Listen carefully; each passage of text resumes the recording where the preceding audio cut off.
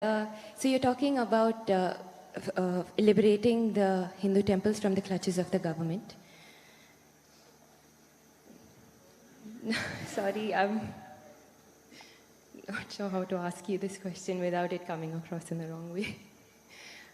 So you're talking about...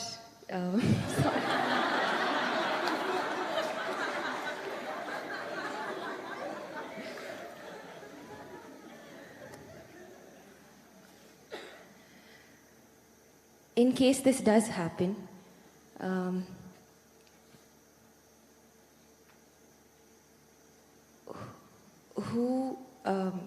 understand that anybody can be a part of the management. The management can be done by anybody, but who should actually be in touch with the deity? Do the Brahmins have to come back here again? Is this the only way that you can run a temple? Mm-hmm. Okay. I am not talking about it. I'm just trying to translate what is written in the Constitution as to how any spiritual, or if you want to call it religious spaces, should be managed or run. The fundamental rights in the country and in most parts of the world, almost every democratic nation, everybody can run their spiritual and religious institutions the way they want. Those who want will go there, those who don't want will not go there. So should a particular community come back? See, we must understand in this country, communities were formed on the basis of profession. If you are a carpenter, you are one kind of achari. If you are a goldsmith, you are another kind of achari. If you are a blacksmith, you are another kind of achari. If you are a trader, you are one kind of Vaishya.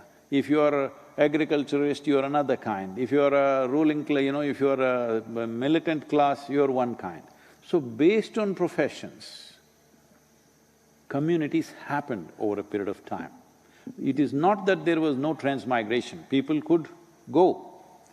It is over a period of time where, unfortunately, people will perceive differences as discrimination and use it as a tool of exploitation. So if the Hindu temples, if you are saying, I'm saying they must be liberated. Hindu temples must be liberated because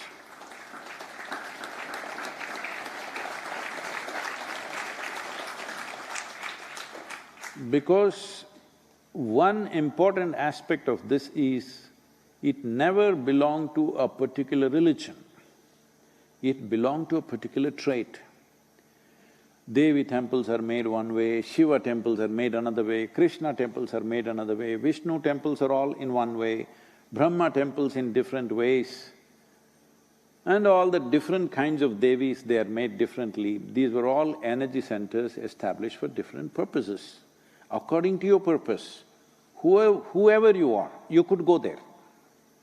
And according to its nature, different class of people manage different types of temples. Over a period of time, for the maintenance of the temple, by the devotees constantly contributing to the temple, temple's wealth grew. As the wealth grew, slowly certain communities tried to kind of dominate that because there was so much money and so much wealth. So naturally, certain people dominated that. Well, in the British era, you must understand this, the Hindu temples were not taken over by the British Empire. It was taken over by a corporate called East India Company. A business took over the temples. Why was… you think the business was interested in your religion? No, because they saw there was so much wealth, they decided they must take it. In 1840, because these temples were managed by the English people, resistance rose in the Christian community, both back home for them and also here, that Christian men are managing pagan temples and we cannot condone that. So they decided to hand it back. By then they had shaved off all the jewelry, this, that. They couldn't take the land to England, so they took only what could be moved. Some temples escaped this, most temples lost their gold and diamond and everything that they had in huge quantities because people went on contributing. Only when some emergency like a famine or something came, it was for the temple to decide how much it should spend on those situations. Anyway, that's a history thing.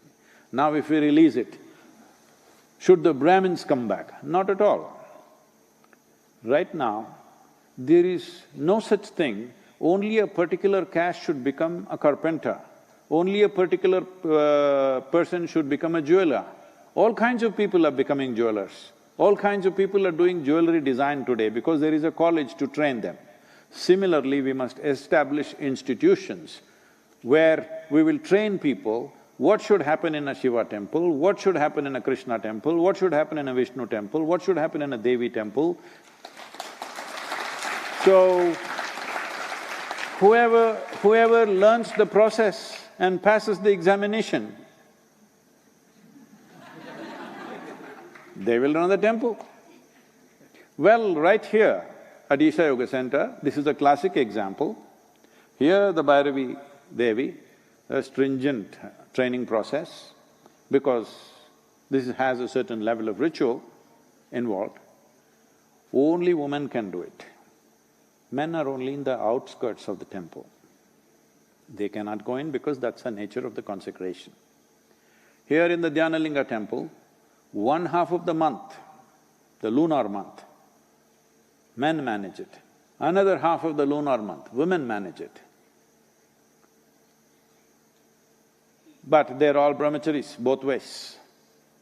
They're all ash people, because he is ash. It is beyond the 12 number, he is like that.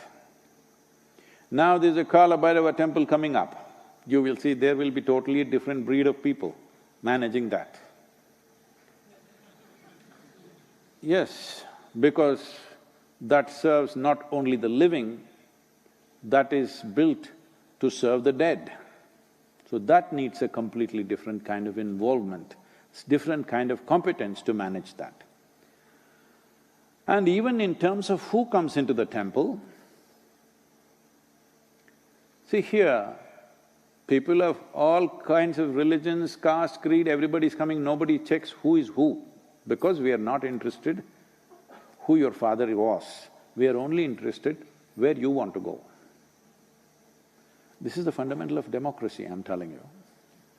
The fundamental of democracy is, we are not interested who your father was, we are only interested who you are. That's democracy. That is the basis of spirituality. We don't care who your father was or your grandfather was, whatever he might have been. What are you? Where do you want to go? This is all the concern of a spiritual process. So temples were not places of worship. Temples were not places where one man leads the prayer and everybody follows what he says. It never was. Priest only conducted a process. He's just there to facilitate. He's never ruling the place. He's never dominating the place. He's never giving a teaching. Nobody ever gives a teaching or philosophy or any kind of stirring up of the society. This is very important for the future of the world. So do not just call them Hindu temples. They are really temples where human beings can transform themselves. Human beings can nourish themselves for their inner development. So, right now, I'm saying even mosques and churches and everything should become like this. Let us say I like one aspect of what they're doing in a mosque, why can't I go there? No, it's all segmented now. You can only go here, they can only go there. Fortunately, we've changed this completely. Here, there are a whole lot of people coming. Many ladies coming, burqa-clad ladies, they like Dhyanalinga, they like to sit there. Bhairavi is probably too ritualistic for them, they just look like this and go away. But they like Dhyanalinga, they come there. Many come only for the Tirth Kund, the Surya Kund and the Chandra Kund. It is fine with us. We don't force anybody to go here. This is a certain kind, this needs a different kind of involvement, that needs a different kind of involvement. As long as a human being is willing to follow the basic norms for which it is set up, basic purpose for which it is set up, and basic norms which facilitate that purpose, any human being should be allowed not only to enter the place, also to be in the sanctum. If somebody who is born as a whatever nonsense, high caste, low caste, Hindu, Muslim, Christian, Jew, Sikh, whatever, if they are drawn to a certain aspect and if they are willing to go through the necessary preparatory steps, today it can be established as an institution. You must understand, what was institutions has all been painted negatively as some kind of caste system. Now, institutions which trained blacksmiths have become blacksmith caste. It's an institution. Unfortunately, somehow the goldsmith people started propagating that goldsmiths are superior to blacksmiths. Though you cannot live without a blacksmith in a society, you can very well live without a goldsmith. Yes. So this superiority, inferiority business is something that's happened later on. The temple never had that. See, temple means it is trying to make a certain dimension of life which is crossing the boundaries of one's physical nature, available to people, available for people to experience that dimension. If you cross the boundaries of physicality, you have crossed all boundaries and divisions that you have created in the world in the name of caste, creed, gender, nonsense, all kinds of nonsense. We have… see, all these things have happened in many temples, they don't allow foreigners. See, there was a time where in India there were boards, Indians and dogs are not allowed into this place. So in reaction, you put it up in your temple, foreigners not allowed. This was your little reaction. And also it was true, people came in just to desecrate the temple. They come in… there are any number of incidents where they come inside and they want to spit in the temple, any number of incidents where intentionally they want to urinate in the temple. Those were the times of occupation. That is gone.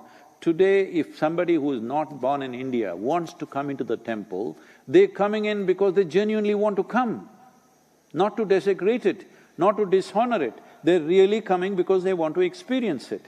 So, nationality, gender, caste, creed, nothing matters because this is a dimension, temple is a dimension where you transact with that which is beyond your physical nature. This is open to every human being, not only for management, not only for use, also to be in touch with the sanctum sanctorium. It is open to everybody. I would like to see that there used to be… there were mass here who are African in origin. Now there are people from all over, some from United States, some from India. I would like to see every kind, maybe Chinese, Japanese, this, that, works, everything. It's important.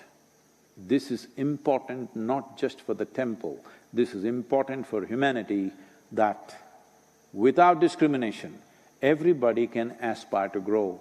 Everybody can aspire to touch dimensions beyond the limitations of who we are right now. This is the reason why I'm asking for liberating the temple for government clutches, because they're still hanging on to a nasty part of the history which was there. It's time to eradicate that and build a grand future.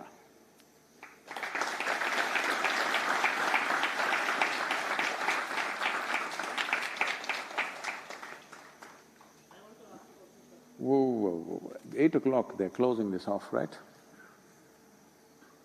Yes. There is something called as time and space. Right now there is space, but there is no time. It's a three-word question. Is exoneration possible? What is that? Is exoneration possible?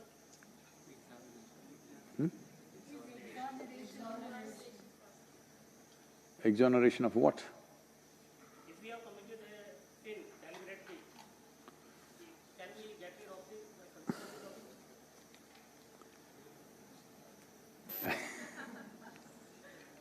It's okay. Hello, we heard the question.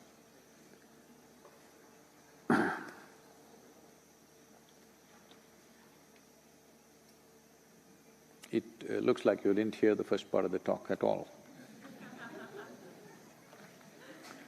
This is the land of karma, not of sin and virtue. You can do whatever you want with your life, as long as you are willing to face the consequence joyfully. You do things, when consequences come, you will cry. That's not okay. Do whatever the hell you want. But when the consequence comes, you must be able to bear it joyfully. Then you're exonerated.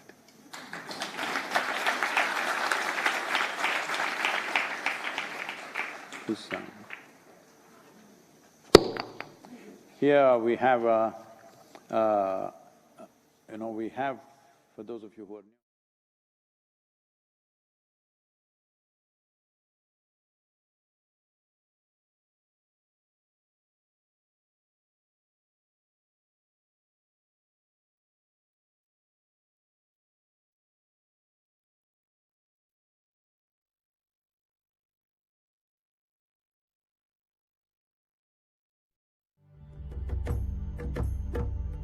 In the Grace of Yoga is a powerful yoga program with Sadhguru to cleanse your system physically and energetically. The program is available online in 3-day and 1-day formats.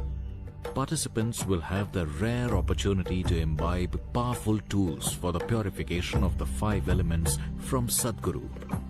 Participants can also join the exclusive Panchabhuta Kriya offered by Sadhguru via web stream. It is our endeavor to create various devices here which will allow people to make this happen for themselves in such a way that the very way you exist is a Panchabhuta Kriya. One can use this for physical well-being, for their worldly success. At the same time, it can be a great stepping stone for one's ultimate liberation too.